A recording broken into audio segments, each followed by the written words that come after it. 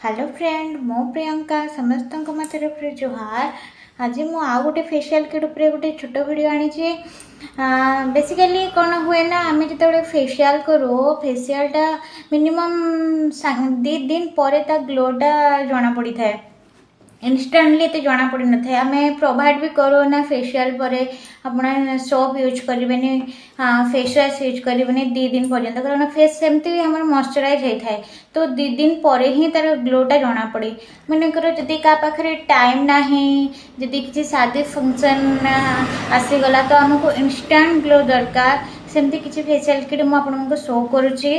देखो मो पाखे अच्छी lotus white glow facial kit ए मेंशन अच्छी इंस्टांट ग्लो और यहाँ मुझे यूज करी कस्टमर उपरे मत लगे यार रिजल्ट इंस्टांटली देखा जाए। तो मो कहवा मतलब जदि कार पाखे टाइम ना किसी पार्टी फंक्शन अटेंड कर टाइम नाला आगर जदि फेशियल करने चाहते जो दिन से दिन ही तो मो मत lotus white glow facial kit आप यूज करें। यहाँ इंस्टांट ही आम फेस उपरे तार ग्लोटा जना पड़ी थाए। जदि आपण मानक वीडियो भल लगे तो लाइक फॉलो निहाती करेंगे। एमती छोट छोट टिप्स मो फेसबुक पेज को निहाती फॉलो करंतु। धन्यवाद।